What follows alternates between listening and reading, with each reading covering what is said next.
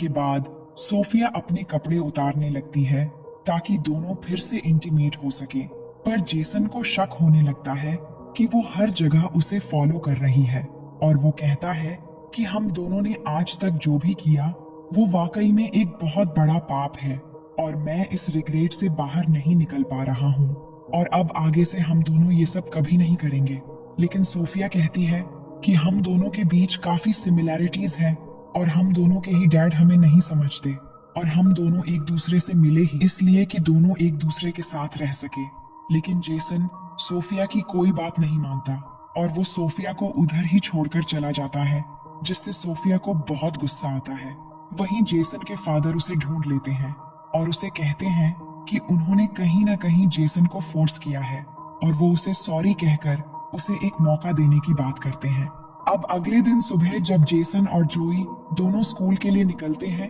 तो सोफिया भी वहां होती है और वो उन्हें देखकर कार स्टार्ट करके जाने लगती है। तभी जोई उस कार को देख लेती है और स्कूल आकर उस कार को ढूंढ भी लेती है और नंबर के जरिए ऑनलाइन चेक करती है, जिससे उसे पता चलता है कि वो कार सोफिया के नाम पर ही रजिस्टर है, जिससे जोई को ये यकीन हो जाता है कि वो सोफिया ही थी जो उनके घर के बाहर ठहरी थी। वहीं इधर जेसन अपने कमरे में जाता है तो सोफिया उसे बेहोश पड़ी मिलती है, जिससे वो घबराकर उसे होश में लाने के लिए माउथ टू माउथ ऑक्सीजन देने की कोशिश करता है। लेकिन उसे पता चलता है कि सोफिया नाटक कर रही है, जिस पर जेसन सोफिया पर गुस्सा होकर ये कहता है कि मैं इस बारे में फादर को रिपोर्ट कर दूंगा। लेकिन सोफिया को इस बात से कोई फर्क नहीं पड़ता और वो कहती है कि अगर तुमने रिपोर्ट किया तो मैं भी सभी को बता दूंगी कि तुम एक स्टूडेंट होकर किस तरह एक टीचर के साथ बेशर्मी की सारी हदें पार कर चुके हो।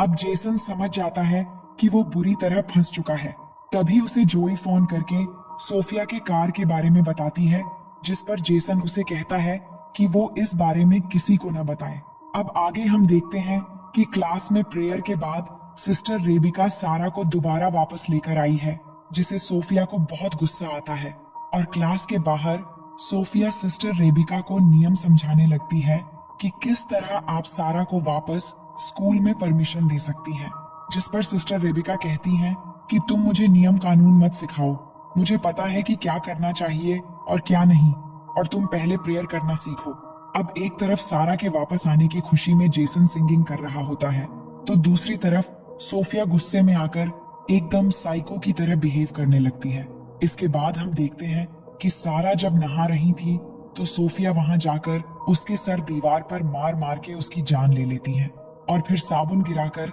इस मर्डर को एक नॉर्मल एक्सीडेंट की तरह दिखाने की कोशिश करती है। इसके बाद जब जोई नहाने के लिए जाती है तो वो सारा को मरी हुई देखकर चिल्लाने लगती है। इसके बाद सारा की बॉडी को पोस्टमार्टम के लिए ले जाया जाता है। इसी दौरान सारा की लाश देखकर जोई ये कह रही होती है कि इतने सालों में शावर लेते समय कभी भी ऐसा नहीं हुआ, यहाँ कुछ न कुछ तो गड़बड़ जरूर हुआ है। अब अगले दिन चर्च में प्रेयर करने के बाद जब सोफिया बाहर आती है तो जेसन सोफिया से कहता है कि जरूर तुमने कुछ किया होगा, जिस पर सोफिया कहती है कि पुलिस ने इसको एक एक्सीडेंट डिक्लेयर कर दिया है और वैसे भी यहाँ कोई गुनहगार नहीं है और सबसे बड़े गुनहगार तो तुम हो जिसने एक नन के साथ संभोग किया है। ये कहकर वो उसे वो एमएमएस दिखाने लगती है जो उसने इंटीमेट होने के दौरान छुपाकर रिकॉर्ड किया था और वो कहती है कि अगर तुमने सारा के बारे में कुछ भी अपनी जबान से निकाला तो मैं ये एमएमएस सोशल मीडिया पर वायरल कर दूंगी।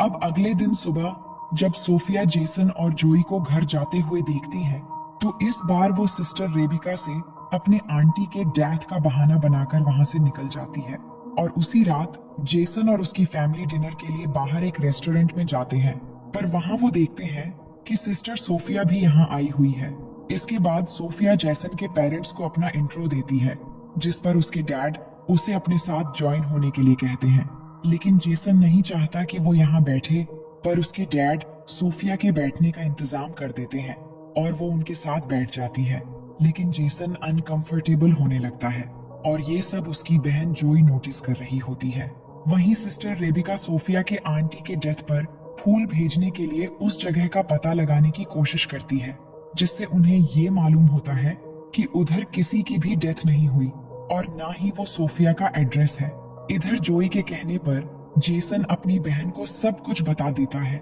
कि किस तरह वो धीरे धीरे सोफिया के जाल में फंस गया और सोफिया ने उनके इंटीमेट होने का एक एमएमएस भी बना लिया है, इसलिए वो कुछ भी नहीं कर सकता। जिसके बाद दोनों मिलकर एक प्लान बनाते हैं कि वो नन असली सोफिया है या नहीं, इसकी सबूत तलाश करेंगे। अब अगले दिन हम देखते हैं कि सिस्टर रेबिका को रात के कॉल पर सोफिया पर शक हो चुका था, इसलिए वो सोफिया को अपने कमरे में बुलाकर ये कहती है कि जब से तुम आई हो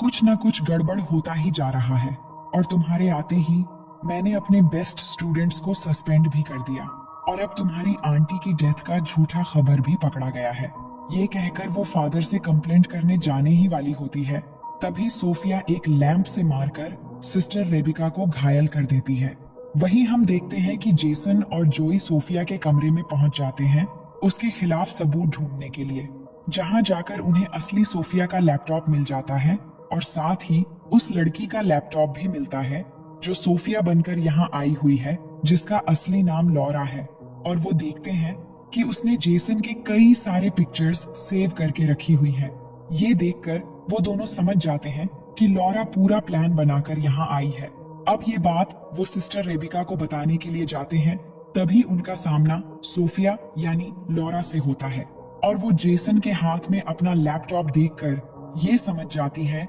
कि उसका राज खुल चुका है। लेकिन वो जेसन से अपने पागलपन का इजहार करते हुए ये कहती है कि तुमने जितने भी गाने गाए हैं वो सब मेरे लिए ही थे, जिससे जेसन और जोई समझ जाते हैं कि ये लड़की पूरी तरह से साइको बन चुकी है। जिसके बाद वो आगे बढ़ने लगते हैं, लेकिन तभी मौका देखकर सोफिया जोई पर लैंप से वार कर देती है, जिससे जेसन गुस्से में आकर उसका गला दबाने लगता है। तभी वो जेसन के पैरों के बीच लात मार देती है, जिससे वो दर्द से गिरकर बेहोश हो जाता है। जिसके बाद वो जोई को फिर से उसी लैंप से मारने ही वाली होती है, तभी वहां पर सिस्टर रेबिका आकर उसके हाथ से वो लैंप छीन लेती है, लेकिन वो सिस्टर रेबिका को भी मारने लगती है। तभी जेसन होश में आकर अपनी जेब से स्क्रू ड्राइवर निकालता है और सोफिया की पीठ में वार कर देता है, जिससे वहीं पर सोफिया की मौत हो जाती है। इसके बाद हमें स्कूल के ग्रेजुएशन का दिन दिखाया जाता है, जिसमें जेसन के डैड जोई को उसकी मॉम की कार और जेसन को एक नया गिटार गिफ्ट करते हैं और इसी सीन को दिखाते हुए ये शानदार कहानी यहीं पर खत्म हो जाती है। तो दोस्तों, ये कहानी आपको कैसी लगी कमेंट में जरूर लिखिएगा। मिलते हैं एक और मजेदार स्टोरी के साथ।